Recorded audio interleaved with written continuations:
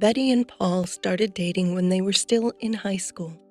They both had explosive temperaments, and sometimes they wouldn't talk to each other for a week, waiting to see who would compromise. Paul was usually the first to come to make up. And now, on the eve of his draft into the army, they had argued again. Everything happened so quickly that they had no time to reconcile. Betty did not go to see him off, while Paul was desperately waiting for her before getting on the bus with the other conscripts. Betty cried for a day and then, unable to stand it, went to Paul's mother. Mrs. Williams was sorry for her son, so she even called Betty noxious. But then she felt pity for the girl, and she offered her tea with jam and spoke affectionately. Weeks and months passed. Betty and Paul often wrote to each other. Soon, the first year of service was over. Betty was already at university. The New Year's Eve party was noisy and fun. It was there that she met Vincent. He was 2 years older than her and very rich. He was also smart and well-read and a good dancer. She fell in love with him, and they started dating. Every time when Betty visited her hometown, she saw Paul's mother. Mrs. Williams missed her only son very much. She knew that her son thought of Betty as a future bride, and that was why she always invited Betty to her house for tea and heart-to-heart talks. Each time, Betty felt more and more uncomfortable.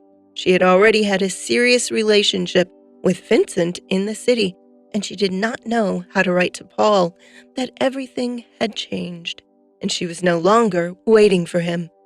Soon, Vincent asked her to marry him, and she immediately agreed. The wedding was gorgeous, an expensive wedding dress, a necklace, and earrings with diamonds from the groom. A new cottage outside the city as a gift from her parents. Betty forgot all about Paul.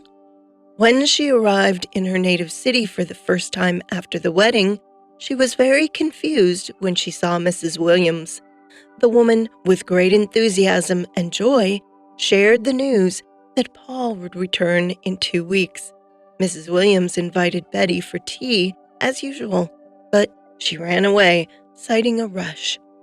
When she returned home, she wrote a short letter to Paul, telling him that she had been married for several months and was very happy, because she finally really had fallen in love, and her feelings for Paul were just a frivolous, childish passion. They hadn't seen each other for 10 whole years, and then they met by chance at the mall.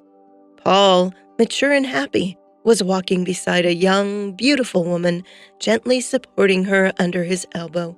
She seemed to be in the last period of pregnancy, and next to them were 2 twin girls, about 8 years old, who looked a lot like Paul. He did not notice Betty, and most likely he would not have recognized her. She gained a lot of weight, and there was nothing left of her former beauty. Vincent turned out to be an avid gambler. Over the years, he lost all his money, and if Betty had not filed for divorce in due time, she would not have had even an apartment. She was never able to give birth because she had several miscarriages from constant stress. Betty visited her hometown very rarely. On her last visit, she bumped into Mrs. Williams. She recognized her failed daughter-in-law and thanked her from the bottom of her heart. "You know, Betty, if you hadn't abandoned my son then, he would never have been so happy. He got your letter just before he left the army. He was distressed because he loved you so much. It was a 3-day trip home from the camp, and he met a girl on the train whom he soon married. They had twin girls, and now they are expecting a son.